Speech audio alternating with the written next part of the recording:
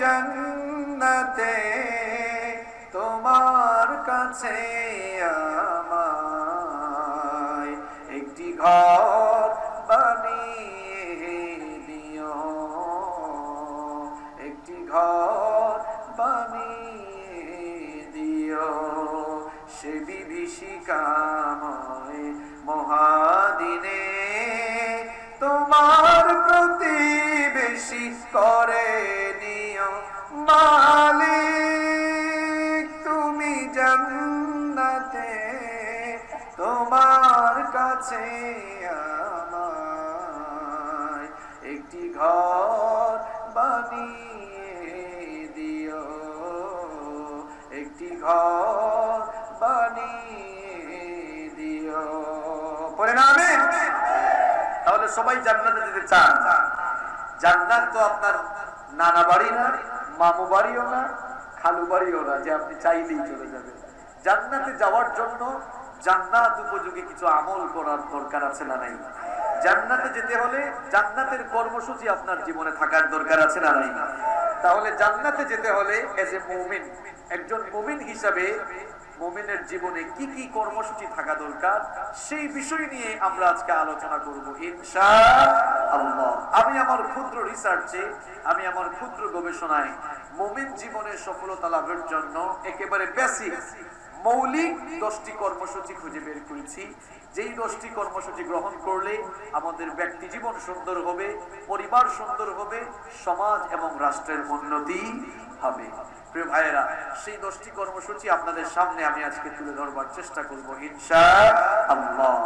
তাহলে আজকে আমরা যেই টপিক নিয়ে কথা বলবো, যেই বিষয়ের উপরে কথা বলবো, সেই বিষয়টি হচ্ছে মুমিন জীবনের সফলতার 10টি কর্মসূচি। কয়টি কর্মসূচি?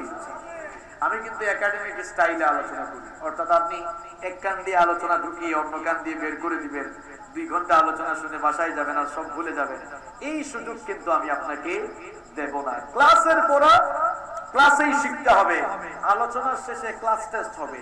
এই 10টি পয়েন্ট সবাইকে মুখস্থ করতে হবে, মুখস্থ করেই বাড়িতে যেতে। এজন্য 10টি পয়েন্ট খুব মনোযোগের সাথে আমরা শুনবো ইনশাআল্লাহ। প্রিয় ভাইয়েরা, কোরআনে কারীমের এই মাহফিলগুলো এটি কোনো রাজনৈতিক সমাবেশ নয়। আমরা কোরআনের মাহফিলগুলোকে আম জনতার ক্লাস করার জায়গা মনে করি, কিন্তু দুঃখজনক হলেও সত্য এই প্রোগ্রামগুলোকে এখন সমালোচনা এবং কাদা ছোড়াছুড়ির জায়গায় পরিণত করা হয়েছে।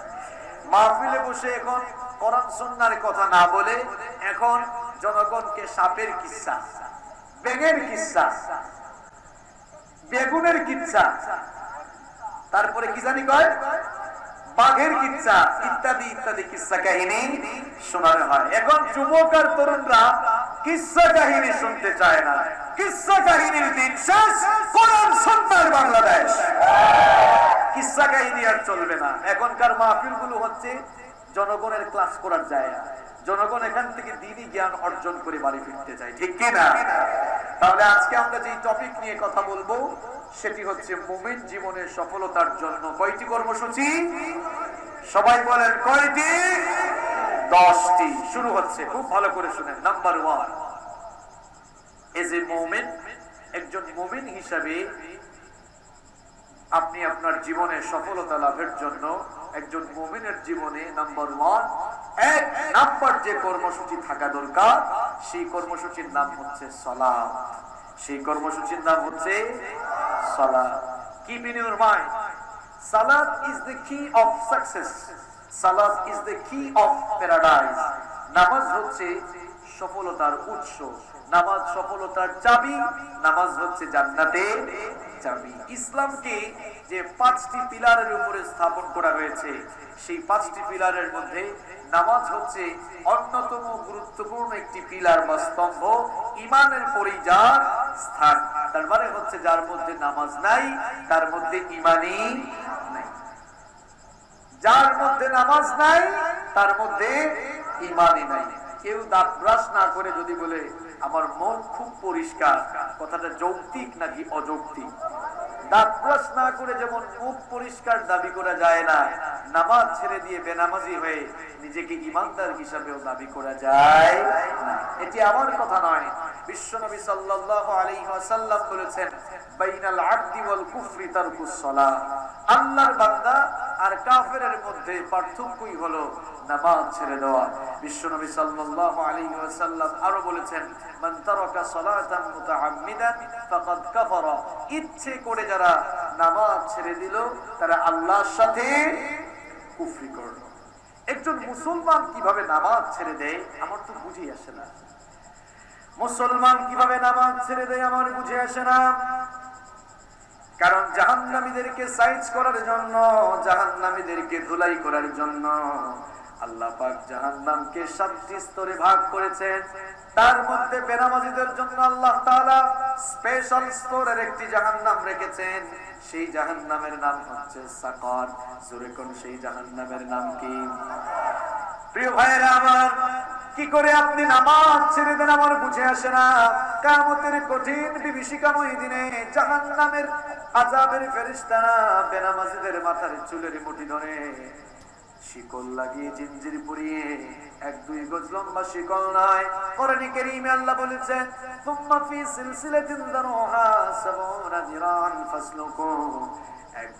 1-2 গজ লম্বা শিকল নয়, 70 গজ লম্বা শিকল দিয়ে এদেরকে ভালো করে বেঁধে মাথার চুলের মুঠি ধরে জাহান্নামের উত্তপ্ত ফুটন্ত গরম পানির উপর দিয়ে এদেরকে কুকুরের মতো টেনে হিচড়ে যখন সাকার নামক ভয়াবহ জাহান্নামের দিকে নিয়ে যাওয়া হবে, তখন ওই বেনামাজিগুলোকে প্রশ্ন করা হবে।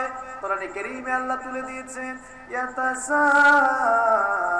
ইয়াতাসাআলুনা আনিল মুজরিমিন মা সালাকাকুম ফি সাকার। এদেরকে প্রশ্ন করা হবে, কপাল পোড়া, দুর্ভাগা, হতভাগা, কি কারণে এই সাকার নামক ভয়াবহ জাহান্নামে এসেছিস? এই লোকগুলো তখন জবাব দিবে, অনেকগুলো কারণেই তো এসেছি, তার মধ্যে নাম্বার 1 নাম্বার কারণ হলো ক্বালু লাম নাকু মিনাল মুসাল্লিন। আমরা মুসল্লি ছিলাম না, আমরা নামাজি ছিলাম না, এই কারণে এই সাকার নামক ভয়াবহ জাহান্নামে আমরা এসেছি। এই কথা বলার পর ফেরেশতারা খুব আদর যত্ন করবে, খুব আদর যত্ন করবে। আল্লাহ তাআলা জাহান্নামের ফেরেশতাদেরকে বলবেন, একে ধর,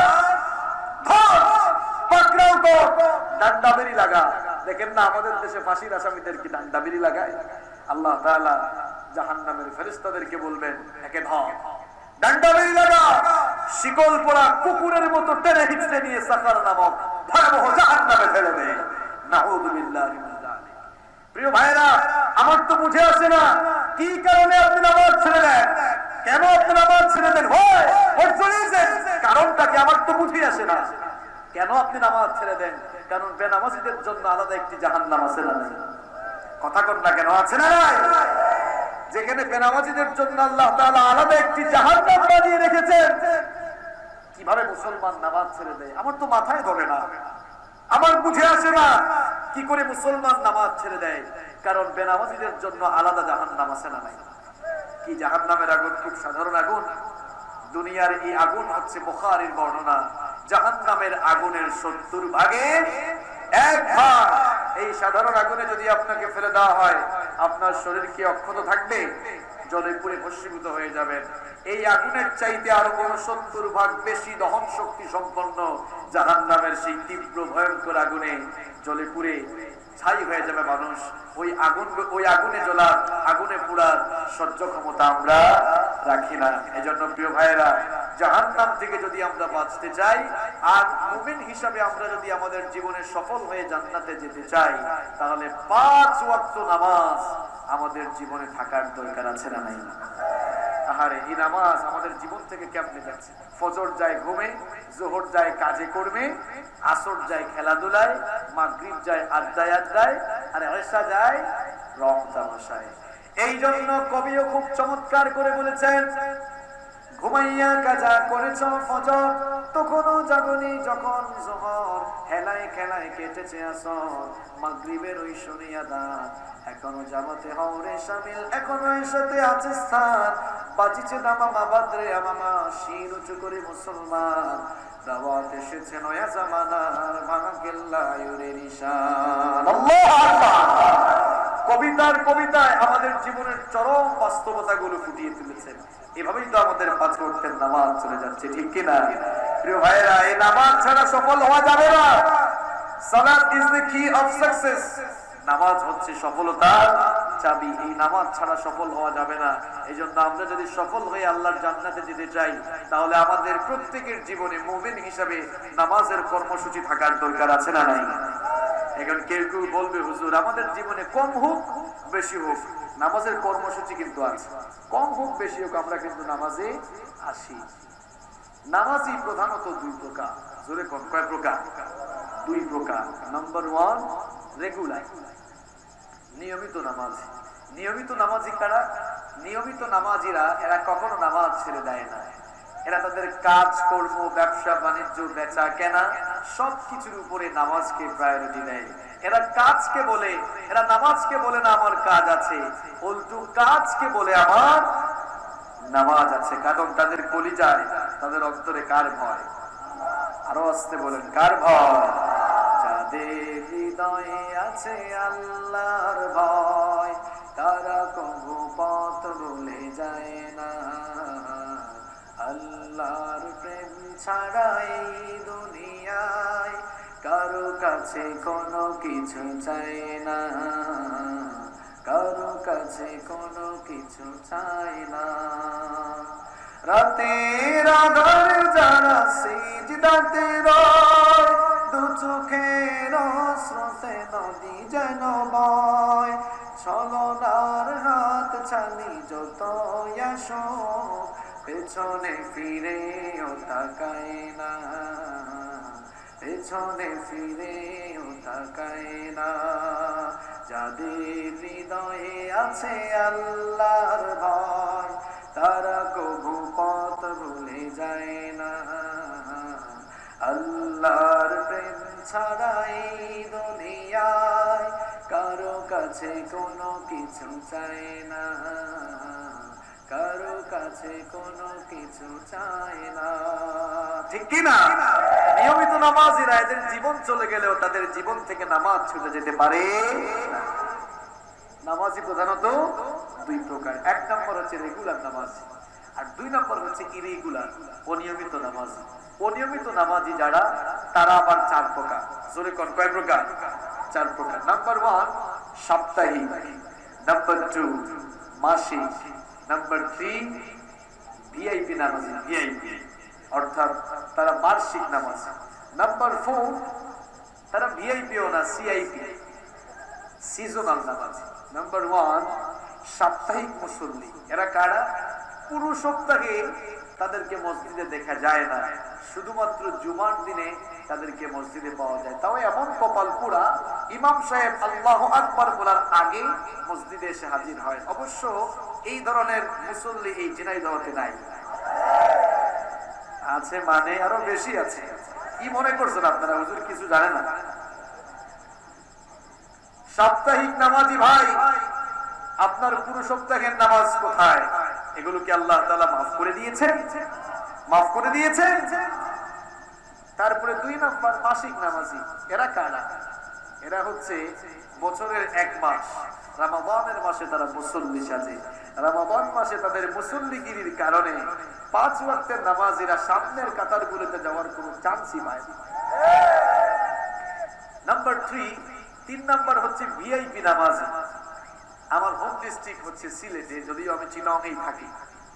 তো আমি একবার ঈদের সময় গ্রামের বাড়িতে গিয়েছিলাম। তো সেখানে আমার বড় ভাই তিনি বললেন, দেখি তো আমাদের এলাকার ভিআইপি নামাজিরা কোথায়? তো আমি অবাক হয়ে গেলাম, ভিআইপি নামাজি আবার কারা? তখন আমি বললাম, ভাইয়া ভিআইপি নামাজি মানে? বলতেছে ওরা বার্ষিক নামাজি, মানে দুই ঈদ ছাড়া এরা মসজিদে আসে না। এই ধরনের ভিআইপি নামাজি আপনাদের এলাকায় আছে? এরা হচ্ছে ভিআইপি নামাজি। এদের চাইতেও আরো স্পেশাল কিছু নামাজি আছে, এরা চার নাম্বার, সিআইপি।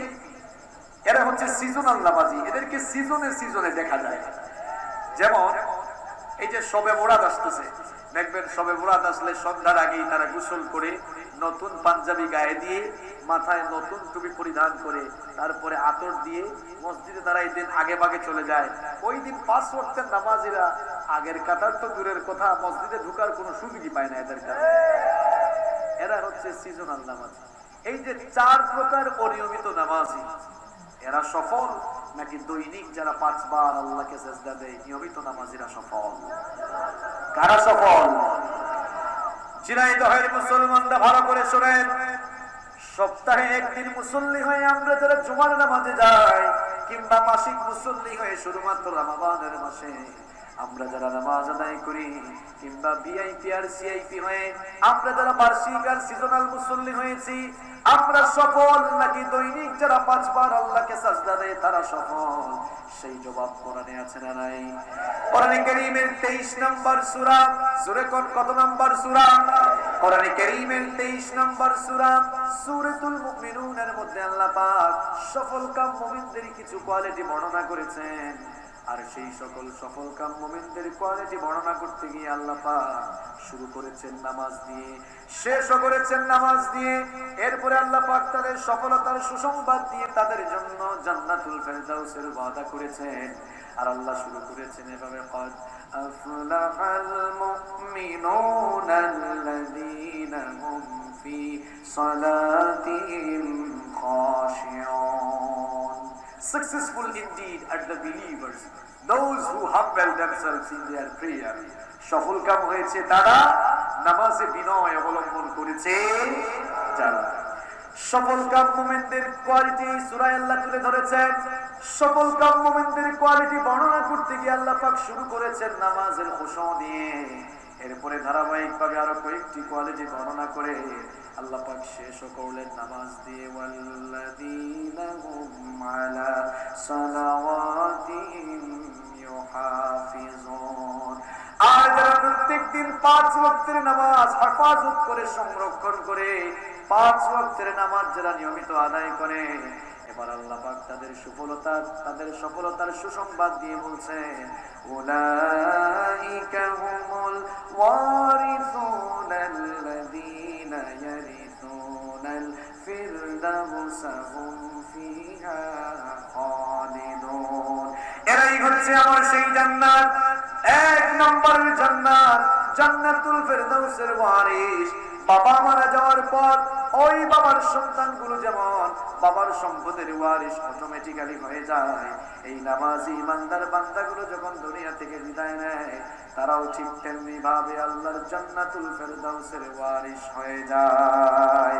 পড়লে নামাজ, রাখলে রোজা, আল্লাহ রাসূল পাবে সোজা, হালকা হবে পাপের বোঝা, করলে ইবাদত পাবে তুমি রোজ হাসরে প্রতিদানে জান্নাত, প্রতিদানে জান্নাত, প্রতিদানে জান্নাত। ঠিক কি না? নামাজ ছাড়া সফল হওয়া যাবে না। এই জন্য এসে মুমিন, একজন মুমিন হিসাবে সফল হয়ে আল্লাহর জান্নাতে যদি আমরা যেতে চাই, আমাদের জীবনে 1 নম্বর যে কর্মসূচি থাকা দরকার, সেই কর্মসূচির নাম কি? সেই কর্মসূচির নাম কি? নামাজ। প্রিয় ভাইরা, এই নামাজ যেমন সফলতার জন্য দরকার, তেমনি করোনা ভাইরাস এবং বিভিন্ন ধরনের রোগ ব্যাধি থেকে মুক্ত থেকে শারীরিকভাবে সুস্থ থাকার জন্য এই নামাজ দরকার। দেখেন, চিকিৎসা বিজ্ঞানীরা এখন করোনা ভাইরাস আসার পর গবেষণা করে তারা বলছেন যে করোনা ভাইরাস এটি এমন এক ধরনের ভাইরাস, এটি জীবাণু থেকে, অপরিচ্ছন্নতা থেকে ছড়ায়। ঠিক কিনা? এই জন্য তারা পরামর্শ দিচ্ছেন যে ঘরের বাহিরে যখনই আপনি বের হবেন তখন আপনি মাস্ক পরিধান করবেন এবং ধুলাবালি যুক্ত জায়গায় একটু কম যাবেন, যেখানে একটু জনসমাগম বেশি সেই সকল জায়গায় কম যাবেন। এখন মাহফিলও জনসমাগম হয় বলে এখন কি মাহফিলও বন্ধ হয়ে যাবে? মাহফিলও বন্ধ হয়ে যাবে? মনে রাখবেন, যেখানে কোরআন আছে সেখানে রহমত আছে, যেখানে কোরআন আছে সেখানে রহমত আছে। আজকে টেলিভিশন চ্যানেলে আমি দেখছিলাম হিন্দুদের ঠাকুর বলছেন, নিজেও মাস্ক পরিধান করেছেন, মাস্ক পরিধান করে তিনি তাদেরকে বলছেন আপনারা যারা মন্দিরে আসবেন আপনারাও মাস্ক পরিধান করে আসবেন। কিন্তু আমরা যারা মসজিদে যাই, ইমাম সাহেব কি মাস্ক পরিধান করে যান? মুসল্লি কি মাস্ক পরিধান করে যায়? মুসল্লি মাস্ক পরিধান করে না, ইমামও মাস্ক পরিধান করে না। কারণ নামাজ হচ্ছে রোগ থেকে বাঁচার জন্য প্রতিষেধক। সুবহানাল্লাহ। কেমনে প্রতিষেধক দেখেন, এখন চিকিৎসা বিজ্ঞানীরা বলছেন এই করোনা ভাইরাস থেকে বাঁচার জন্য আপনি বারবার আপনার হাত মুখ ধুন, আপনি বারবার আপনার হাতটাকে সাবান দিয়ে ধৌত করেন, মুখ পরিষ্কার করেন। আমরা যারা নামাজি আছি আমাদেরকে চিকিৎসা বিজ্ঞানীরা পরামর্শ দিয়ে হাত মুখ ধোয়ার কথা বলা লাগবে না, আমরা প্রত্যেকদিন এমনিতেই 8-10 বার ওযু করি। কথা ঠিক না বেঠিক? আরেকটি ইনফরমেশন আপনাদেরকে দিচ্ছি, আপনারা জানলে অবাক হয়ে যাবেন। বর্তমান পৃথিবীতে করোনা ভাইরাসে যারা আক্রান্ত হয়েছে এদের 95% বেশি হচ্ছে অমুসলিম। তার মানে বুঝা গেল মুসলমান যারা এরা এখনো করোনা ভাইরাস থেকে এখনো আলহামদুলিল্লাহ অনেকাংশেই মুক্ত রয়েছে। এবং চীনে করোনা ভাইরাসের সবচাইতে বেশি আক্রান্ত হয়েছে। চীনে সবচাইতে বেশি করোনা ভাইরাসে আক্রান্ত রোগীর সংখ্যা সবচাইতে বেশি। আমি যখন বিশ্ববিদ্যালয়ে পড়াশোনা করতাম, ইউনিভার্সিটিতে যখন আমি পড়াশোনা করেছি, আমার বেশ কিছু চাইনিজ ফ্রেন্ড ছিল। এজন্য তাদের কাছে যাওয়ার, তাদেরকে কাছ থেকে দেখার অনেক সুযোগ হয়েছে। এরা এতই খাচ্ছর, 5-6 দিন চলে যেত, আমি এদেরকে দেখতাম গোসলই করতাম। তো এদের করোনা ভাইরাস হবে না তো কার হবে? এদের কাপড় চোপড় নোংরা থাকে, এদের চামড়াটা সাদা, কিন্তু আপনি ঘুষ দিয়ে গিয়ে দেখেন, কাছে গিয়ে দেখেন দুর্গন্ধে তাদের কাছেও যাওয়া যায় না। এবং তাদের খাবার দাবার গুলো খুবই অপরিচ্ছন্ন। করোনা ভাইরাস থেকে বেঁচে থাকার জন্য আপনারা খাবার দাবার গুলোকে পরিচ্ছন্ন করে খাবেন এবং সাবধান থাকবেন, সতর্ক থাকবেন। তবে মনে রাখবেন, যতই সাবধান থাকেন আর সতর্ক থাকেন, আল্লাহর রহম না থাকলে এই ভাইরাস থেকে বাঁচা যাবে না। নামাজে যান, নামাজে যান, প্রত্যেকদিন কয়েকবার করে ওযু করেন। করোনা ভাইরাস কেন? মারাত্মক মারাত্মক ভাইরাস, মারাত্মক মারাত্মক রোগ আপনার থেকে পালাবে। এটি আমার কথা নয়, আসেন বিজ্ঞান দিয়ে প্রমাণ করে দেই, বিজ্ঞান দিয়ে প্রমাণ করে দিই। প্রিয় ভাইয়েরা, এই নামাজ এর মাধ্যমে যেমন আমরা আল্লাহর সন্তুষ্টি লাভ করতে পারি, we get many health benefits through salat। আমরা নামাজের মাধ্যমে বহুবিধ স্বাস্থ্যগত উপকারিতাও লাভ করে থাকি। কিভাবে? দেখেন, আমরা যখন দাঁড়িয়ে থাকি কিংবা বসে থাকি, আমাদের পুরো শরীরে কিন্তু ব্লাড সার্কুলেশন হচ্ছে, রক্ত সঞ্চালন হচ্ছে। রক্ত সঞ্চালন যদি বন্ধ হয়ে যায় তাহলে মানুষ কি বেঁচে থাকবে? কথা কন না কেন? বেঁচে থাকবে? বেঁচে থাকবে না, মানুষ মারা যাবে। এই জন্য ব্লাড সার্কুলেশন হচ্ছে, রক্ত সঞ্চালন হচ্ছে, আর আমরাও বেঁচে আছি। চিকিৎসা বিজ্ঞানীরা বলেছেন, মানুষ যখন মাথা নত করে, মানুষ যখন মাথাকে নত করে ফেলে, তখন তার ব্রেইনে প্রয়োজনের চাইতেও বেশি পরিমাণ রক্ত ব্রেইনে সঞ্চালিত হয়, যা একটি স্বাস্থ্যকর ব্রেইনের জন্য অত্যন্ত উপযোগী। সুবহানাল্লাহ পড়ে বলেন, আগে বুঝেন, আগে বুঝেন। বিজ্ঞানীরা বলছেন মাথা নত করলে প্রয়োজনের চাইতেও বেশি রক্ত ব্রেইনে সঞ্চালিত হয়। তাহলে আমরা যারা প্রত্যেকদিন 5 ওয়াক্ত নামাজ আদায় করি, আমরা তো শত শতবার মাথাকে নত করি, ঠিক কিনা? চিকিৎসা বিজ্ঞানীরা আরো বলেছেন, নিয়মিত যারা এক্সারসাইজ করে মাথাকে নোয়াতে পারবে, যতই তারা এক্সারসাইজ করে মাথা নোয়াবে, প্রয়োজনের চাইতে বেশি পরিমাণ ব্লাড ব্রেইনে সঞ্চালিত হবে, যার কারণে চিলব্লাইন্ড নামক মারাত্মক চর্মরোগ রয়েছে, এই চর্মরোগগুলো থেকে তার 100% হেফাজত হয়ে যাবে। আপনি গবেষণা করে দেখেন, পৃথিবীতে কোনো নামাজির আজ পর্যন্ত চিলব্লাইন্ড নামক চর্মরোগ হয় নাই। সুবহানাল্লাহ বলবেন না? শুধু চিলব্লাইন্ড নয়, চিকিৎসা বিজ্ঞানীরা বলেছেন হারপিস, কর্নিয়া, ব্রঙ্কাইটিস, এই ধরনের মারাত্মক মারাত্মক রোগগুলো থেকে 5 ওয়াক্তের নামাজিরা একেবারে হেফাজতে থাকতে পারে। সুবহানাল্লাহ। আরেকটি কারিশমাটিক তথ্য দিলে আপনারা অবাক হয়ে যাবেন, সেটি হচ্ছে বেঁচে থাকার জন্য আমরা অক্সিজেন গ্রহণ করি আর কার্বন ডাই অক্সাইড ত্যাগ করি। আমরা যে নিঃশ্বাস গ্রহণ করি, যেই পরিবেশে আমরা বসবাস করছি, এই পরিবেশে জীবাণু কম না বেশি? আমাদের পরিবেশ দূষণ মুক্ত নাকি দূষণ যুক্ত? দূষণ যুক্ত। যখনই আমরা নিঃশ্বাস গ্রহণ করি, নিঃশ্বাস গ্রহণের সাথে সাথে ধুলাবালি, ময়লা, জার্ম, জীবাণু, ব্যাকটেরিয়া আমাদের ভেতরে প্রবেশ করে এবং সেই জীবাণুগুলো ফুসফুস পর্যন্ত চলে যায়। খুব ভালো করে শুনেন, সেই জীবাণুগুলো ফুসফুস পর্যন্ত চলে যায়। ফুসফুসে যদি জীবাণুগুলো জমে যেত, 1 সেকেন্ডও আপনি বেঁচে থাকতে পারতেন না, মারা যেতেন। এই জীবাণুগুলো আল্লাহ তাআলা বের করে দেওয়ার ব্যবস্থা করেছেন। যখনই আমরা আবার নিঃশ্বাস ত্যাগ করি, নিঃশ্বাস ত্যাগ করার সাথে সাথে আমাদের ফুসফুসে জমে থাকা জীবাণুর 3 ভাগের 2 ভাগ আল্লাহ তাআলা বের করে দেন। কিন্তু আরো 1 ভাগও আছে না নাই? আরো 1 ভাগ আছে না নাই? চিকিৎসা বিজ্ঞানীরা বলেছেন, নিয়মিত যারা নামাজ আদায় করে, এরা তো নামাজে রুকু করে সাজদা করে, রুকু সাজদা করার কারণে এদের অ্যাবডোমিনাল ভিসেরা ডায়াফ্রামের উপরে চাপ প্রয়োগ করে, আর ডায়াফ্রাম যখন ফুসফুসে চাপ প্রয়োগ করে, বাকি 1/3 ময়লা যেগুলো ফুসফুসে জমেছিল, ওই 1/3 ময়লাও আল্লাহ তাআলা বের করার ব্যবস্থা করে দেয়।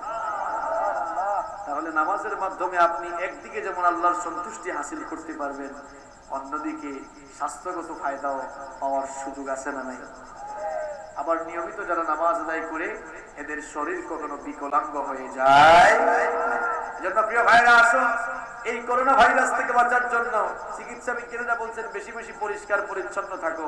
আমাদের দিন পরিচ্ছন্নতার কথা আমাদেরকে বলেছে, ঠিক কিনা?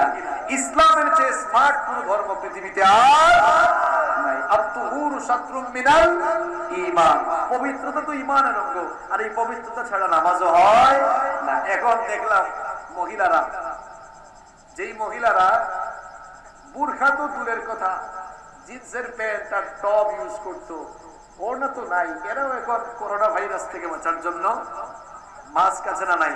এখন আবার মাস্কের ব্যবসাও ভালো চলছে। 20 টাকার মাস্ক হয়ে গিয়েছে এখন 300 টাকা, 200 টাকা। আরে কি অসভ্য এই জাতি, কি অসভ্য এই জাতি! আমার তো মনে হয় করোনা ভাইরাসে মানুষ যদি মারা যাওয়া শুরু করে, কাফনের ব্যবসায়ীরা আরো খুশি হবে, তারা কাফনের দামও বাড়ায় দিবে। উচিত ছিল এখন ফ্রি ফ্রি বিতরণ করা। ফ্রি ফ্রি বিতরণ না করলেও যতটুকু আছে দাম ততটুকু রাখো, কিন্তু দেখা যায় তার চেয়ে বহু গুণ বাড়িয়ে দিয়েছে। আমি দেখলাম কিছু মহিলারা, এই যে এয়ারপোর্টেও দেখলাম কিছু মহিলারা মাস্ক পরিধান করে আছে। মনে মনে ভাবলাম, আরে মুসলিম নারী যারা শুধু করোনা ভাইরাস নয়, পৃথিবীর সকল ভাইরাস থেকে মুক্ত থাকার জন্য তাদেরকে আল্লাহ তাআলা স্থায়ী মাস্ক অর্থাৎ বুরখা আর নিকাবের ব্যবস্থা, সেই ফরজ বিধান আল্লাহ দিয়েছেন, ঠিক কিনা? এইজন্য মা বোনদেরকে বলবো, বাসা থেকে বের হলে বুরখা পরিধান করে আর নিকাব পরিধান করে বের হন। করোনা ভাইরাসের বাপেরও ক্ষমতা নাই আপনাদেরকে অ্যাটাক করার। আল্লাহ তাআলা এই ভাইরাস থেকে মুসলমানদেরকে হেফাজত করুন। প্রিয় ভাইরা, কষ্ট হচ্ছে আপনাদের?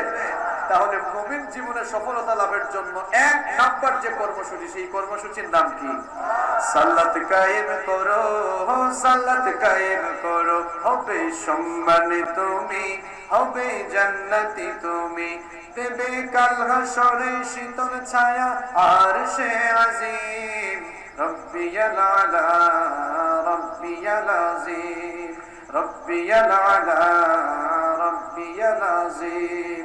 মুমিন তুমি, সালাত তোমার মস্ত পরিচয়, দুনিয়া তোমার আজকে আছে, কালকে হবে লয়। আজকে রুকু সাজদা করো, নিজ পরিচয় আঁকড়ে ধরো, তবেই তো মুমিন।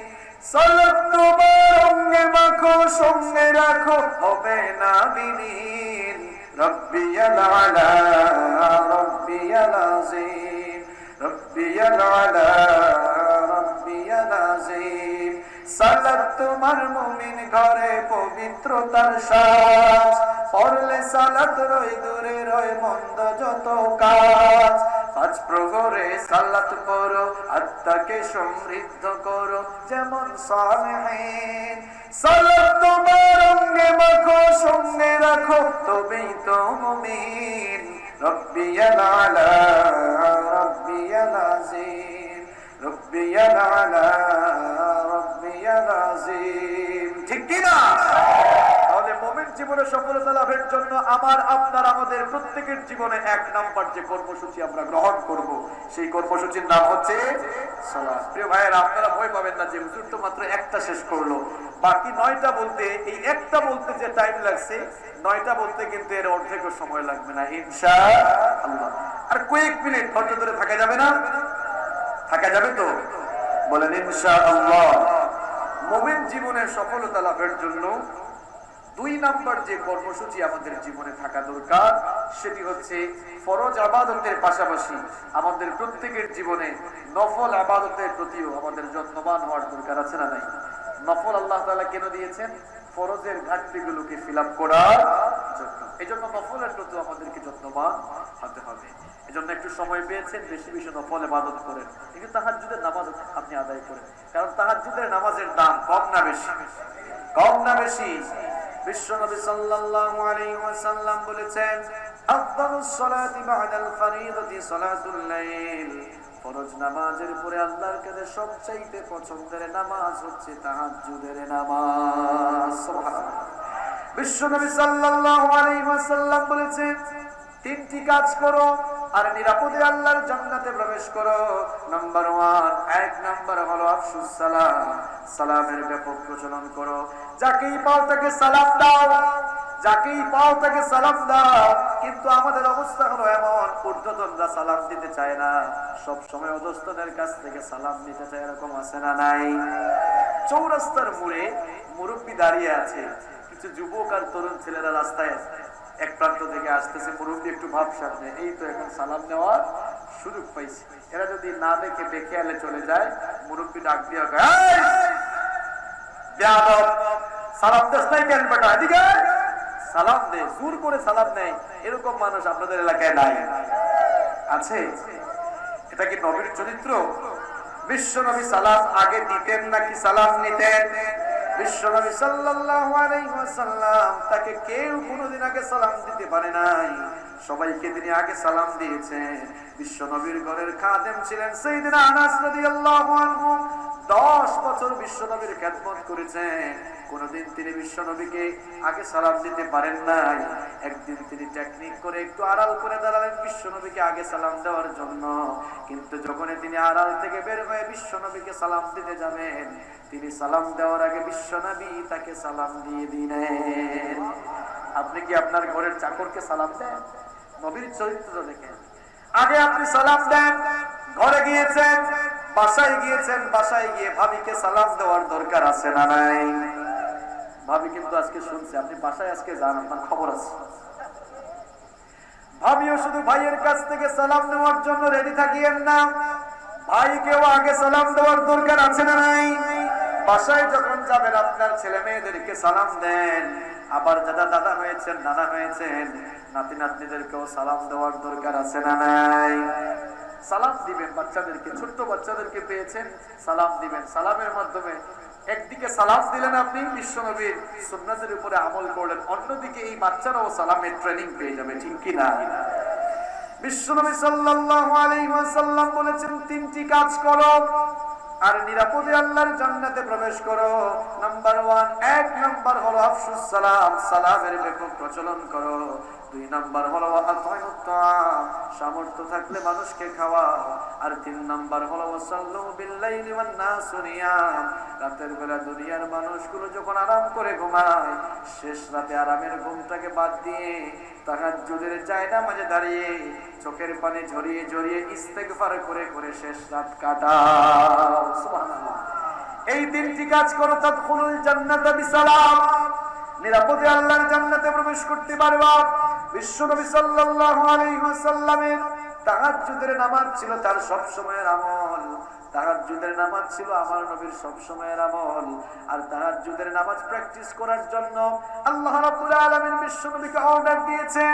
কোরআনে কারীমের 17 নম্বর সূরা, সূরা বনী ইসরাঈলের 79 নম্বর আয়াতে আল্লাহ পাক সুন্দর করে বললেন, ওয়া মিনাল লাইলি ফাতাহাজ্জাদ বিহি নাফিলাতান লাক আসা আইয়াবআসাকা রাব্বুকা মাকামান মাহমুদা। ওগো আমার নবী, রাতের রাতের বেলা কিছু সময় তাহাজ্জুদের নামাজ আদায় করেন, এটি হচ্ছে আপনার জন্য এক্সট্রা রেসপন্সিবিলিটি, এটি হচ্ছে আপনার জন্য অতিরিক্ত দায়িত্ব। এই তাহাজ্জুদের নামাজের প্র্যাকটিস যদি আপনি করতে পারেন, আসা আইয়াবাতাকা রাব্বুকা মাকামান মাহমুদা, আপনার রব আপনাকে মাকামে মাহমুদে পৌঁছে দেবেন। সুবহানাল্লাহ। প্রিয় ভাইরা, বিশ্বনবী সাল্লাল্লাহু আলাইহি ওয়াসাল্লাম যেই নবী জন্ম থেকে নিয়ে ওফাত পর্যন্ত নবুয়তের আগেও মাসুম, নবুয়তের পরেও মাসুম, যেই নবীর জীবনে গুনাহের কোনো ছিটে ফোঁটাও নাই, আল্লাহর পরে যেই নবীর মর্যাদা, সেই নবী সাল্লাল্লাহু আলাইহি ওয়াসাল্লাম প্রত্যেক দিন রাতের বেলা এত দীর্ঘক্ষণ তাহাজ্জুদের নামাজ আদায় করতেন। আমাদের মা উম্মুল মুমিনিন আয়েশা রাদিয়াল্লাহু আনহা বলেছেন, বিশ্বনবী তাহাজ্জুদের নামাজ এত দীর্ঘক্ষণ আদায় করতেন, তাহাজ্জুদের নামাজে দাঁড়াতে দাঁড়াতে হাত্তা তানফাতরা কদামা, বিশ্বনবীর পা মুবারক পর্যন্ত ফুলে যেত। এই অবস্থা দেখে আম্মা জান আয়েশা রাদিয়াল্লাহু আনহা বিশ্বনবীকে প্রশ্ন করলেন, ওগো আল্লাহর নবী, কেন আপনি এত কষ্ট করেন? আল্লাহ তো আপনার আগের গুনাহ মাফ করেছেন, পরের গুনাহ মাফ করেছেন, সুতরাং কেন আপনি এত কষ্ট করেন? রাতের বেলা এত দীর্ঘক্ষণ দাঁড়াতে দাঁড়াতে আপনার পা মুবারক ফুলে গিয়েছে। বিশ্বনবী সাল্লাল্লাহু আলাইহি ওয়াসাল্লাম তখন জবাব দিলেন, আফালা উহিব্বু আন আকুনা আবদান শাকুরা, ওগো আয়েশা শোনো, আমি কি আমার রবের শুকরগুজার বান্দায় পরিগণিত হব না? বিশ্বনবী সাল্লাল্লাহু আলাইহি ওয়াসাল্লাম এটি ছিল তাহাজ্জুদের নামাজ, ছিল তার সব সময়ের আমল। এজন্য প্রিয় ভাইরা, প্রত্যেক দিন রাতের বেলা একটু তাহাজ্জুদের নামাজ আদায়ের জন্য চেষ্টা করেন। বুখারীর বর্ণনায় বিশ্বনবী বললেন, আল্লাহর বান্দা যখন রাতের বেলা ঘুমায়, শয়তান তখন ঘাড়ের পেছনে 3টা গিরা লাগায়। গিরা বুঝেন আপনারা? জিরাইত হতে কি বলে? গিরা বলেন নাকি গিট্ট বলেন? গিরা বুঝেন না? বুখারীর বর্ণনা, বিশ্বনবী সাল্লাল্লাহু আলাইহি ওয়াসাল্লাম বলেছেন, আল্লাহর বান্দা যখন রাতের বেলা ঘুমাতে যায়, শয়তান তখন ঘাড়ের পেছনে 3টা গিরা লাগায়, আর প্রত্যেকটি গিরায় শয়তান এই মন্ত্র পড়ে ফু দেয়, আল্লাহর বান্দা রাত বড় দীর্ঘ, রাতটা অনেক লম্বা, তুই আরাম করে ঘুমা। বিশ্বনবী সাল্লাল্লাহু আলাইহি ওয়াসাল্লাম বলেছেন, আল্লাহর বান্দা যখনই ঘুম থেকে উঠে আল্লাহর নাম স্মরণ করে, শয়তানের লাগানো 1 নাম্বার গিরা ছুটে যায়। আল্লাহর বান্দা যখন নামাজ আদায়ের জন্য গিয়ে ওযু করে, শয়তানের লাগানো 2 নাম্বার গিরাও ছুটে যায়। আর আল্লাহর বান্দা যখন নামাজ আদায়ের জন্য নামাজে দাঁড়িয়ে যায়, শয়তানের লাগানো 3 নাম্বার গিরাটাও ছুটে যায়। তাহলে আমরা আল্লাহকে খুশি করব নাকি শয়তানকে খুশি করব? কাকে খুশি করব? মাঝে মাঝে তাহাজ্জুদের নামাজ আদায় করবেন তো। তাহাজ্জুদের যায় নামাজে মরণ দিও প্রভু আমায়, ইকামতে দ্বীনের কাজে কবুল করে নিও আমায়। তাহাজ্জুদের যায় নামাজে মরণ দিও প্রভু আমায়, ইকামতে দ্বীনের কাজে কবুল করে নিও আমায়। পড়ে না আমিন? ভাইরা, তাহলে মুমিন জীবনে সফলতা লাভের জন্য 2 নম্বর যে কর্মসূচি গ্রহণ করা দরকার, সেটি হচ্ছে নফল ইবাদতগুলোর প্রতিও যত্নশীল হওয়া দরকার। মানে সুন্নাত, নফল, ওয়াজিব, এই সকল ইবাদতগুলোর প্রতিও যত্নবান হতে হবে। মুমিন জীবনে সফলতা লাভের জন্য 3 নম্বর যে কর্মসূচির কথা বলবো, সেটি হচ্ছে যখনই আপনি সময় পাবেন তখনই আপনি তাওবা ইস্তেগফার করবেন। তাওবা আর ইস্তেগফারের সাথে আটার মতো লেগে থাকতে হবে। কারণ আমরা যারা মানুষ, গুনাহের দিকে আমাদের আকর্ষণ আছে না নাই? কথা কোন না কেন, আছে না নাই? এজন্য বিশ্বনবী সাল্লাল্লাহু আলাইহি ওয়াসাল্লাম বলেছেন, কুল্লু ইবনে আদম খাত্তাউন ওয়া খায়রুল খাত্তাইন আত-তাওয়াবুন। মুসলিম শরীফের হাদিস। বিশ্বনবী সাল্লাল্লাহু আলাইহি ওয়াসাল্লাম বলেছেন, মানুষ মাত্রই পাপী, মানুষ মাত্রই গুনাহগার, আর পাপিষ্ঠদের মধ্যে, গুনাহগারদের মধ্যে আল্লাহর কাছে শ্রেষ্ঠ এবং প্রিয় হচ্ছে তারা যারা গুনাহ করার পর আল্লাহর কাছে তাওবা আর ইস্তেগফার করে। সুবহানাল্লাহ। শয়তান আমাদের চেয়ে বয়সেও বড়, বুদ্ধিতেও বড়। শয়তানের বয়স আমাদের চেয়ে কম না বেশি? বুদ্ধি কম না বেশি? বয়সেও পাকনা, বুদ্ধিতেও পাতলা। এই জন্য শয়তান সব সময় আমাদেরকে দিয়ে গুনাহ করাতে চায়। আমাদেরকে দিয়ে গুনাহ করাতে পারলে শয়তানের লাভ আছে না নাই? শয়তান যেহেতু আমাদেরকে দিয়ে গুনাহ করাতে চায়, এই জন্য আল্লাহ বললেন যে তাওবা করো, বেশি বেশি ইস্তেগফার করো। তাওবা ইস্তেগফার করলে গুনাহ মাফ করবেন কে? স্বয়ং বিশ্ব নবী সাল্লাল্লাহু আলাইহি ওয়াসাল্লাম। তার জীবনে গুনাহের কোনো ছিটে ফুটা আছে? কথা কন না কেন? গুনাহের কোনো ছিটে ফুটা আছে? জন্ম থেকে নিয়ে ওফাত পর্যন্ত যিনি মাসুম, আল্লাহর পরেই যে নবীর মর্যাদা। সহিহ বুখারীর বর্ণনা, তিনি বলছেন ওয়াল্লাহি, আল্লাহর কসম, ইন্নী লা আস্তাগফিরুল্লাহ ওয়া আতুবু ইলাইহি ফিল ইয়াউমি আকতারা মিন 70 মাররা। বিশ্বনবী সাল্লাল্লাহু আলাইহি ওয়াসাল্লাম বলেছেন, আল্লাহর কসম, আমি নবী রেগুলার আল্লাহর কাছে 70 বারের বেশি তাওবা করি। সুবহানাল্লাহ। আবার মুসলিম শরীফের বর্ণনায় বিশ্বনবী বললেন, ফা ইন্নী আতুবু ইলাইহি ফিল ইয়াউমি 100 মাররা। আমি নবী রেগুলার আল্লাহর কাছে 100 বার তাওবা করি। প্রিয় ভাইয়েরা, যেই নবীর জীবনে গুনাহের কোনো ছিটে ফুটাই নাই, তিনি যদি প্রত্যেক দিন 70 বার, বুখারীর বর্ণনা আর মুসলিমের বর্ণনা 100 বার আল্লাহর কাছে তাওবা করেন, আমরা তার পাপী উম্মত যাদের কাজই হচ্ছে প্রতিনিয়ত গুনাহ করা, তাহলে আমাদের রেগুলার তাওবা করা উচিত ছিল কতবার, আর আমরা করি কতবার? এজন্য সময় পেয়েছেন আস্তাগফিরুল্লাহ জপেন, সময় পেয়েছেন আস্তাগফিরুল্লাহ জিকির করেন। আস্তাগফিরুল্লাহ বাক্যটা ছোট না বড়? কথা বলেন, ছোট না বড়? আস্তাগফিরুল্লাহ বাক্যটা ছোট, কিন্তু পাওয়ার কম না বেশি? এত পাওয়ারফুল বাক্য। বিশ্বনবী সাল্লাল্লাহু আলাইহি ওয়াসাল্লাম বলেছেন, আস্তাগফিরুল্লাহ এই ছোট্ট বাক্যটি পড়ে যারা আল্লাহর কাছে ইস্তেগফার করে, ওই বান্দার আমলের খাতায় যদি সমুদ্রের ফেনা পরিমাণ গুনাহ থাকে, আল্লাহ তার সমুদ্রের ফেনা পরিমাণ গুনাহগুলোকে মাফ করে দেন। আস্তাগফিরুল্লাহ এই বাক্যটা ছোট হলো, এই বাক্যটি এত পাওয়ারফুল। ইমাম আহমদ বিন হাম্বল রাহিমাহুল্লাহ, তিনি একবার এক নতুন এলাকায় সফরে গেলেন, কোনো মানুষজন পরিচিত নাই। এক মসজিদে মাগরিবের নামাজ আদায় করলেন, এশার নামাজ ওই মসজিদে আদায় করলেন। মাগরিব এবং এশার নামাজ আদায় করার পর মনে মনে ভাবলেন, যেহেতু নতুন এলাকায় এসেছি, কোনো মানুষজন নাই, কার বাড়িতে গিয়ে উঠবো? এই জন্য তিনি মসজিদের মধ্যে রাত কাটানোর সিদ্ধান্ত নিলেন। মসজিদেই তিনি অবস্থান করছেন, এমন সময় মুয়াজ্জিন কিংবা খাদেম এসে বলল, নামাজ শেষ করে তো সবাই চলে গিয়েছে, আপনি এখনো বসে আছেন কেন?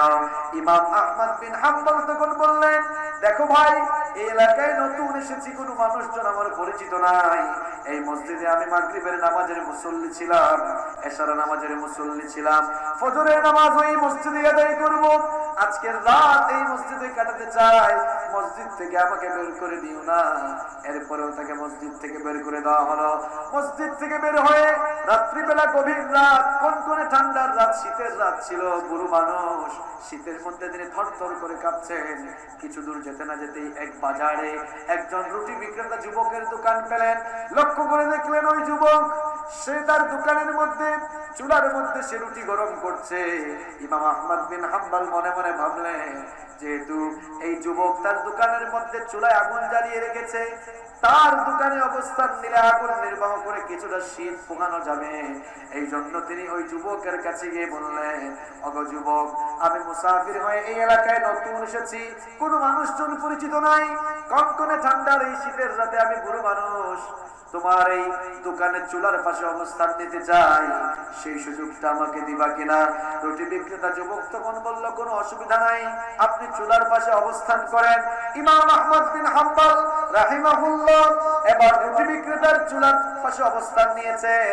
কিছুক্ষণ অবস্থান নেওয়ার পর তিনি এক আজীব কারবার লক্ষ্য করলেন। লক্ষ্য করে দেখলেন, ওই রুটি বিক্রেতা যুবক রুটির খামির বানায়ার পরে আস্তাগফিরুল্লাহ, রুটি বানিয়ে যখন চুলায় দেয় তখন পরে আস্তাগফিরুল্লাহ, চুলা থেকে যখন রুটি নামায় তখন পরে আস্তাগফিরুল্লাহ, রুটি বিক্রি করে টাকা যখন হাতে নিয়ে কেশে রাখে তখন পরে আস্তাগফিরুল্লাহ। ইমাম আহমদ বিন হাম্বল এই অবস্থা লক্ষ্য করে বললেন, ওগো যুবক, তোমার এই দোকানে আসার পর থেকে আমি লক্ষ্য করছি তুমি তুমি শুধু আস্তাগফিরুল্লাহর জিকির করো, আস্তাগফিরুল্লাহ জপো, কারণটা তো বুঝলাম না। রুটি বিক্রেতা যুবক তখন বলল, আমি ব্যবসায়ী মানুষ, সারাদিন ব্যবসা করি, এই জন্য ইবাদতের তেমন সুযোগ পাই না, এই জন্য যতক্ষণ আমি দোকানে থাকি আস্তাগফিরুল্লাহ জপে জপে আমি আমার মূল্যবান সময়গুলোকে কাজে লাগাই। ইমাম আহমদ বিন হাম্বল তখন প্রশ্ন করলেন, আবার যুবক, এই আস্তাগফিরুল্লাহ জিকিরের কারণে তুমি কি এমন পুরস্কার পেয়েছো? রুটি বিক্রেতা যুবক তখন বলল, এই আস্তাগফিরুল্লাহ জিকিরের কারণে আল্লাহ আমাকে মুস্তাজাবুদ দাওয়া বানিয়েছেন। প্রিয় ভাইয়েরা, মুস্তাজাবুদ দাওয়া মানে হলো ওই লোক, যেই লোক আল্লাহর কাছে হাত তুললে আল্লাহ যার হাতকে কখনো খালি হাতে ফিরিয়ে দেন না। ইমাম আহমদ বিন হাম্বল তিনি তো অবাক হয়ে গেলেন, সামান্য রুটি বিক্রেতা, সে নাকি মুস্তাজাবুদ দাওয়া, আর আমি এত বড় আলেম, এত বড় ইমাম, এত বড় মুজতাহিদ, এত বড় হাদিস বিশারদ, আমি নিজেই এখনো মুস্তাজাবুদ দাওয়া হতে পারলাম না। এই সামান্য রুটি বিক্রেতা কয় কি সে নাকি মুস্তাজাবুদ দাওয়া হয়ে গিয়েছে।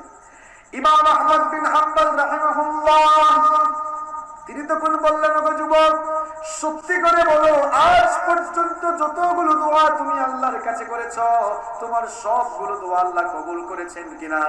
রুটি বিক্রেতা যুবক তখন বলল, আল্লাহর কসম করে বলছি, আজ পর্যন্ত যতগুলো দোয়া আমি করেছি আল্লাহ আমার সবগুলো দোয়া, সবগুলো ফরিয়াদ কবুল করেছেন। কিন্তু আমার মনে বড় আফসোস, আমি একটা দোয়া আল্লাহর কাছে বহুবার করেছি, কিন্তু আমার সেই চাওয়া এখনো পূরণ হয় নাই।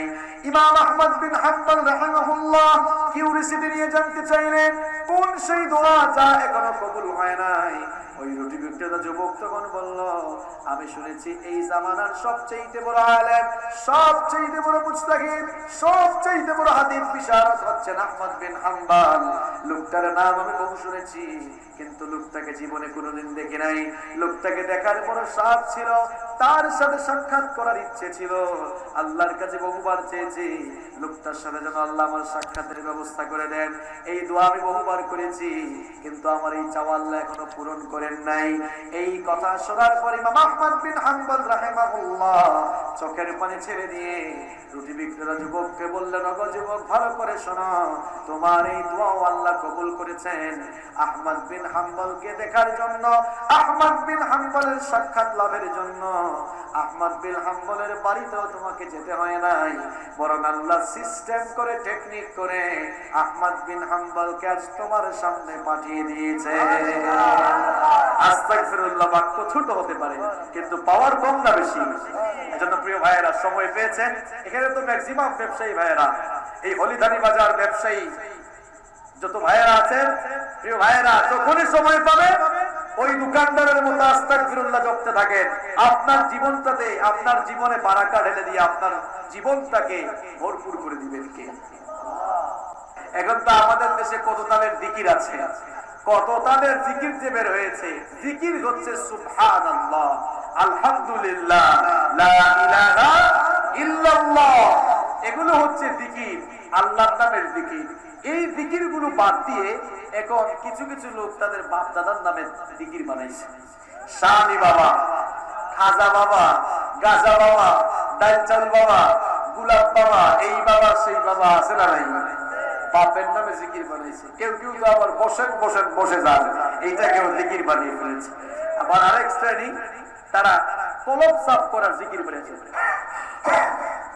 আছে না নাই? আবার আরেক শ্রেণীর মানুষ, এরা খুব পিকুলিয়া, জিকির বানাইছে, আছে না নাই? এগুলো জিকির হইল নাকি জিকিরের নামে ফাইজলামি? জিকিরের নামে ফাইজলামি, ভণ্ডামি। আরেক শ্রেণীর লোক তো লা ইলাহা ইল্লাল্লাহ এটিকে ভাগ করে জিকির বানিয়েছে, ইল্লাল্লাহ এটিকে তারা জিকির বানিয়েছে। লা ইলাহা ইল্লাল্লাহ জিকির করলে আপনাকে পুরোটাই করতে হবে। লা ইলাহা এটাকে যেমন আলাদা করে জিকির করা যায় না, ইল্লাল্লাহ এটিকেও আলাদা করে জিকির করা যায় না। তখন এরা বলবে, আলাদা করে যে জিকির করা যায় না, দলিল কি? দলিল তো দরকার আছে, ঠিক না?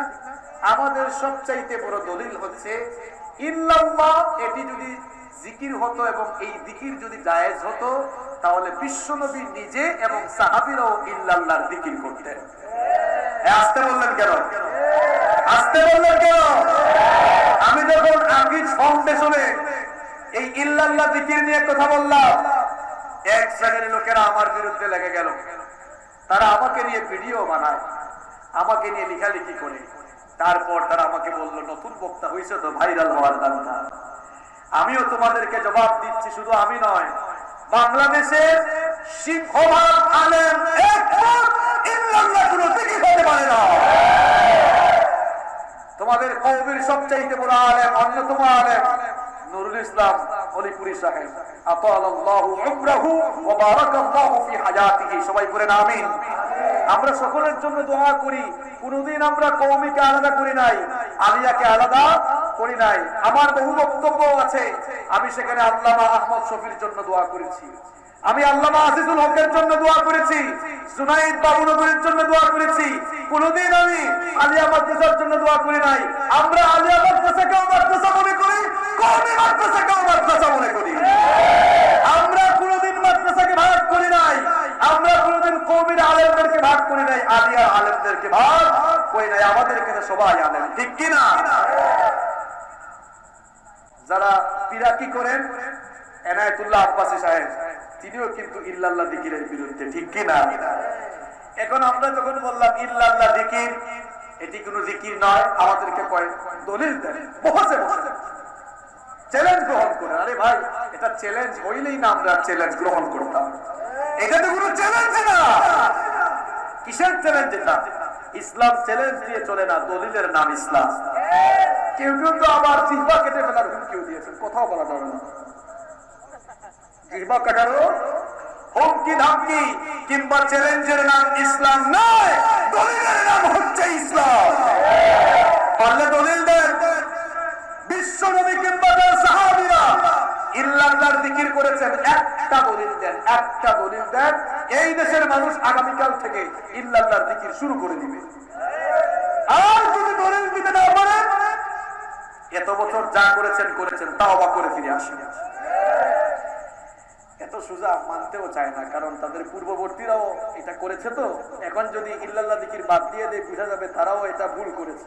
এই জন্য ব্যবসা যেন বন্ধ না হয়, এটাকে জায়েজ করার জন্য যা করা দরকার তারা তাই করছে। ইল্লাল্লাহ জিকির হতে পারে না, জিকির করলে আপনাকে পুরোটাই করতে হবে। লা ইলাহা সুবহানাল্লাহ ওয়ালহামদুলিল্লাহ, লা ইলাহা ইল্লাল্লাহ, লা ইলাহা ইল্লাল্লাহ, জুরে লা ইলাহা ইল্লাল্লাহ, সুবহানাল্লাহ ওয়ালহামদুলিল্লাহ, লা ইলাহা ইল্লাল্লাহ, লা ইলাহা ইল্লাল্লাহ, লা ইলাহা ইল্লাল্লাহ, মুহাম্মাদুর রাসূলুল্লাহ সাল্লাল্লাহু আলাইহি ওয়াসাল্লাম। আমরাও তো জিকির করলাম, কোনো অসুবিধা আছে?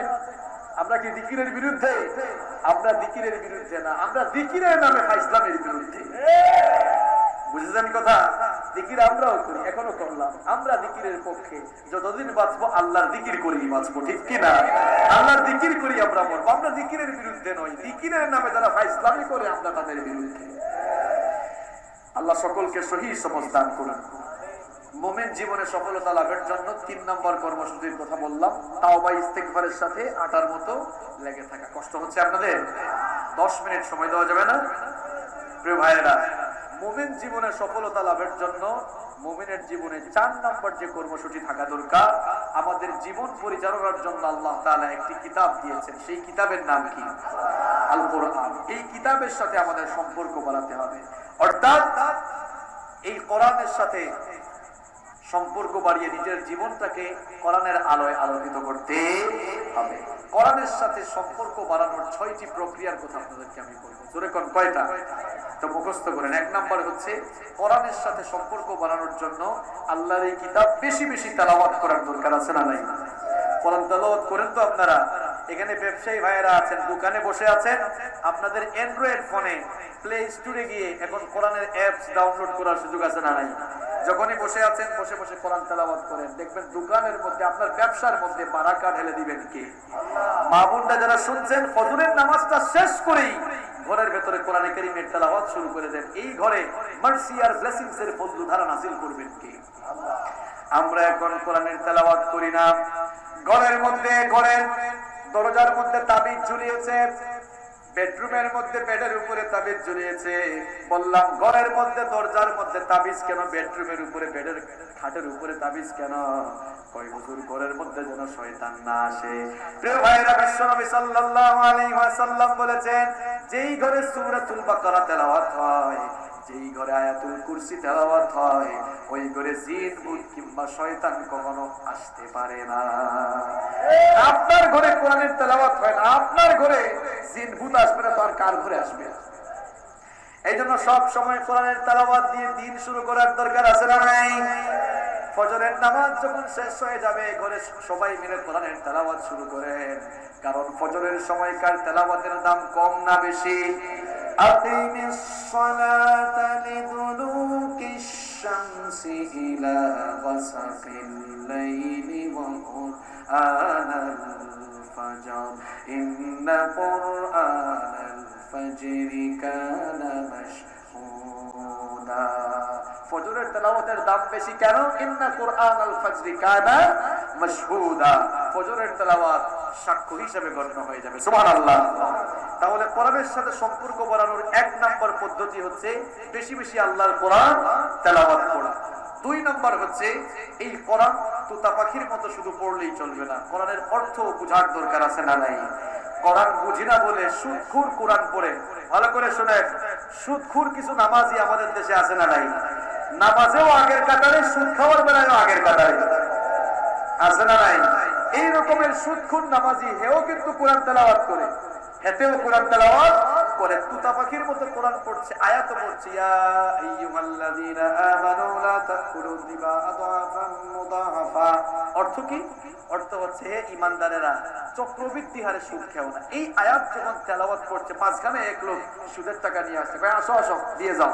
সুদের আয়াতও পড়ে আবার সুদের টাকাও গ্রহণ করে, আছে না নাই? আসলে কি পড়লো কিছুই সে বুঝলো না। এই ধরনের মুসলমানদের সংখ্যা আমাদের দেশে কম না বেশি? প্রিয় ভাইরা, এই জন্য কোরআনের অর্থ বোঝার জন্য চেষ্টা করুন। কোরআনের সাথে সম্পর্ক বাড়ানোর দুই নম্বর প্রক্রিয়া হচ্ছে কোরআনের অর্থ বোঝার জন্য চেষ্টা করুন।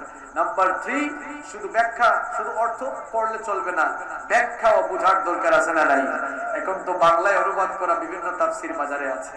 তাফসীর ইবনে কাসির আছে, মারিফুল কোরআন আছে, তাফসীরে জালালাইন আছে, তাফহিমুল কোরআন আছে, জিলালুল কোরআন আছে, আছে না নাই? এগুলো আমরা কিনবো ইনশাআল্লাহ। 4 নম্বর হচ্ছে কোরআন অনুযায়ী নিজের ব্যক্তিগত জীবনে কোরআনের আমলও করতে হবে। 5 নম্বর হচ্ছে কোরআনের দাওয়াত মানুষের কাছে পৌঁছে দিতে হবে। 6 নম্বর হচ্ছে কোরআনের সাথে সম্পর্ক পরিচালনা। আল্লাহর কোরআনের সাথে সম্পর্ক বাড়ানোর 6 নম্বর প্রক্রিয়া হচ্ছে, 6 নম্বর বলবো, কোরআন অনুযায়ী সবকিছুকে পরিচালনা করতে হবে। এই কোরআন সেই কোরআন যেই কোরআন দিয়ে বিশ্বনবী মসজিদে নববীতে ইমামতি করেছেন, ঠিক একই কোরআন দিয়ে মদিনা রাষ্ট্রের পার্লামেন্ট বিশ্বনবী 10 বছর পরিচালনা করেছেন। এজন্য এই কোরআন শুধু তেলাওয়াত এর মধ্যেই সীমাবদ্ধ রাখলে চলবে না, শুধু মসজিদের মধ্যে কোরআন সীমাবদ্ধ রাখলে চলবে না, কোরআন দিয়ে সবকিছু পরিচালনা করতে হবে। তাহলে মুমিন জীবনে সফলতা লাভের জন্য 4 নম্বর কর্মসূচি হচ্ছে কোরআনের সাথে সম্পর্ক বাড়াতে হবে।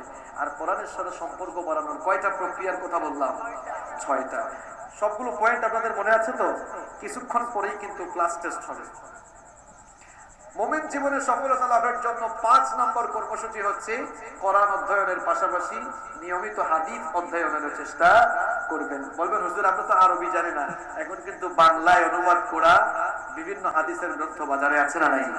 আপনি কিনেন, এগুলো কিনে বাসায় নিজেরা স্টাডি করে এরপরে আপনার ফ্যামিলিতে যারা আছে সবাইকে পড়ার জন্য বলেন। মুমিন জীবনে সফলতা লাভের জন্য 6 নম্বর কর্মসূচি হচ্ছে কোরআন হাদিস অধ্যয়নের পাশাপাশি ইসলামী বইও মাঝে মাঝে পড়ার দরকার আছে না নাই?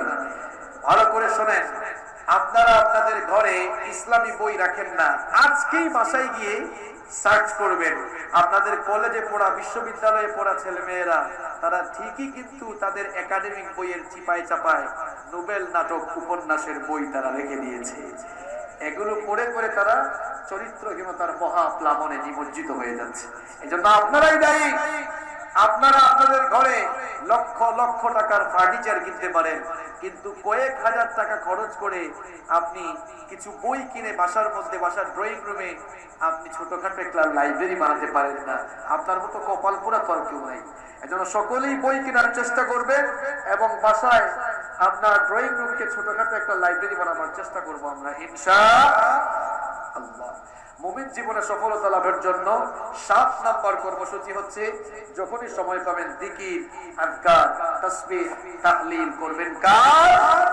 মুমিন জীবনে সফলতা লাভের জন্য 8 নম্বর যে কর্মসূচি আমাদের জীবনে থাকা দরকার, সেটি হচ্ছে সকল অন্যায় এবং হারাম কাজ থেকে নিজেকে বাঁচিয়ে রাখা। মিথ্যা বলা যাবে না, চুরি করা যাবে না, জেনা করা যাবে না, সুদ ঘুষের সাথে সম্পর্ক রাখা যাবে না, ওজনে কম দেয়া যাবে না, খাদ্যে ভেজাল দেয়া যাবে না।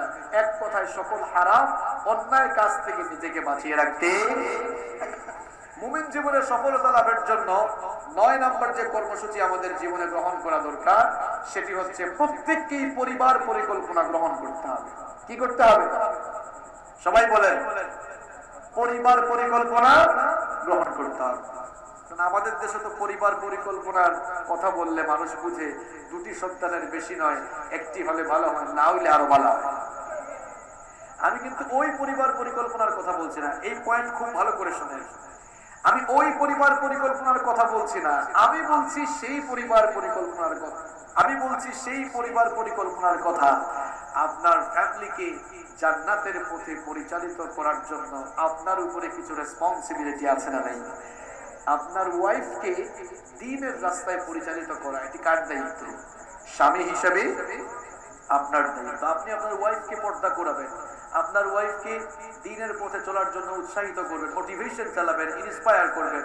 আপনার ওয়াইফকে আপনি পর্দায় রাখবেন। যখনই আপনি ঘর থেকে বের হবেন, বোরখা পরায়া বের করবেন। কিছু ভাইয়েরা আছে নিজেরা মাঝে মাঝে নামাজেও আসে, কিন্তু যখন বউকে নিয়ে বের হয় তখন অবস্থা এমন হাফ নেকেড, একেবারে অর্ধ উলঙ্গ।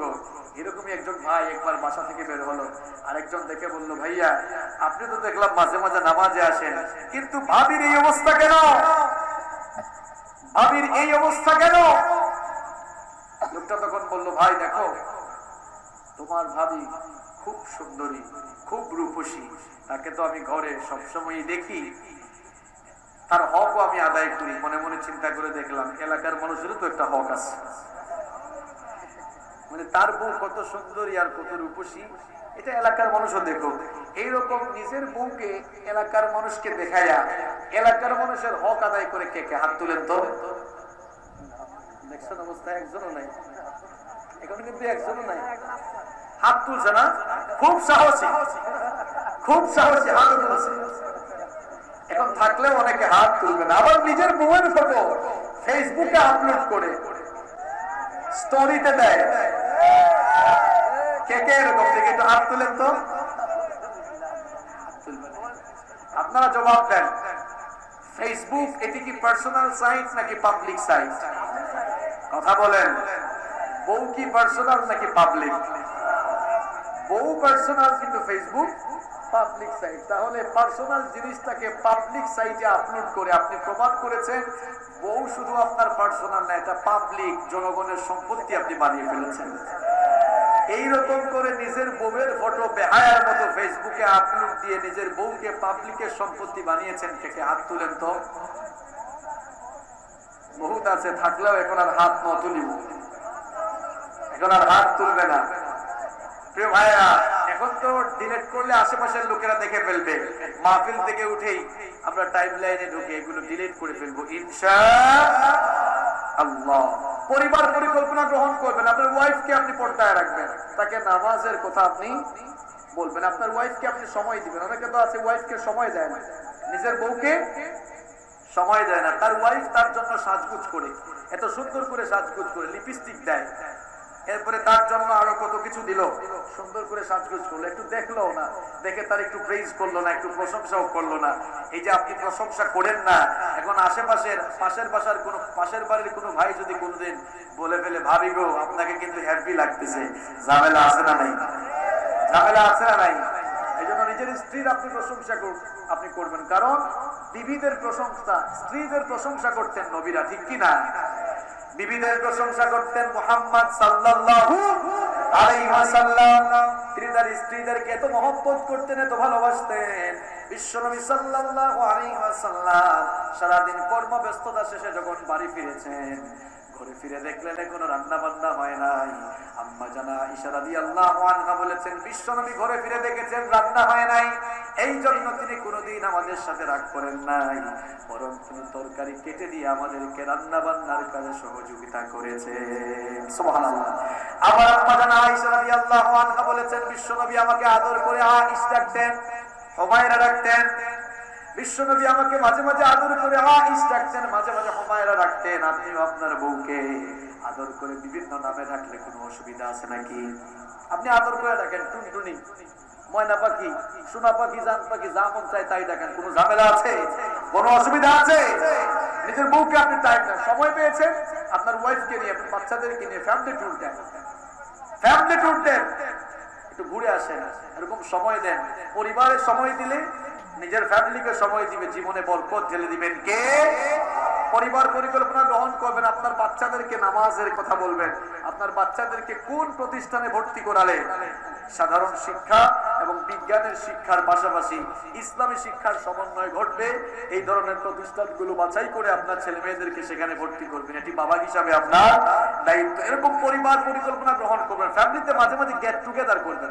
গেট টুগেদার বুঝুন তো আপনারা, এটা সহজ করে বলি, মাঝে মাঝে আপনারা পারিবারিক বৈঠক করবেন, পারিবারিক মিটিং করবেন। দেখা যায় শুধু বিয়ে শাদী আসলে কিংবা কোনো অনুষ্ঠান বাড়িতে লাগলে তখন পারিবারিক মিটিং করে না, মাঝে মাঝে পারিবারিক মিটিং করবেন। একজন আরেকজনের খোঁজখবর নেবেন, নামাজ পড়ছে কিনা, কোরআন তেলাওয়াত করছে কিনা, এভাবে পারিবারিক বৈঠকে বসে একটু খোঁজখবর নেবেন। আলোচনার শেষ পর্যায়ে একটা টিপস দেই সকলকে, নেবেন তো? ফজরের নামাজের পর আপনি, আপনার স্ত্রী, মা, বাবা, ভাই বোন সবাই মিলে বসেন, একটা কোরআন অর্থ সহ ব্যাখ্যা সহ হাতে নেন। একজনকে বলেন তুমি 2 আয়াত তেলাওয়াত করো, আরেকজনকে 2 আয়াত 2 আয়াত, এভাবে করে 5 জনকে দিয়ে আপনি 10 আয়াত তেলাওয়াত করালেন। আরো 2-3 জনকে দিয়া আপনি বললেন ঠিক আছে এবার তোমরা এই আয়াতগুলোর অর্থ পড়ো। সবাই অর্থ পড়লো আর সবাই শুনলো। এরপরে আপনি আপনার হাতে এনে নিচে যে ব্যাখ্যা দেওয়া আছে সেটি পড়ে পড়ে শোনান। এর চেয়ে জান্নাতি পরিবেশে পড়াশোনা আর কোন জায়গায় হতে পারে? এগুলো করবেন তো ইনশাআল্লাহ।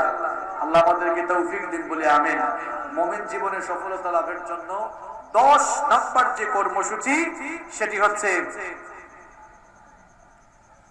10 নাম্বার যে কর্মসূচি সেটি হচ্ছে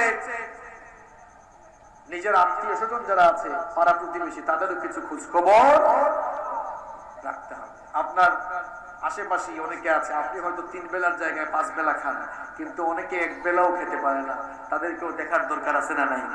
এতিম পেয়েছেন, মাথায় হাত বুলিয়ে দেন, এতিম মিসকিনদেরকে একটু সহযোগিতা করেন, অভাবী মানুষদেরকে সহযোগিতা করেন। যারা শহরে থাকেন মাঝে মাঝে গ্রামে যান, গ্রামের লোকদেরকে আপনার সামর্থ্য অনুযায়ী হেল্প করার চেষ্টা করেন। এভাবে যদি আমরা আমাদের পাড়া প্রতিবেশীকে হেল্প করি তাহলে আমাদের সমাজও কিন্তু সুন্দর হয়ে যাবে। মনে রাখবেন, আত্মীয়তার সম্পর্ক ছিন্নকারী কখনো জান্নাতে যেতে পারে না।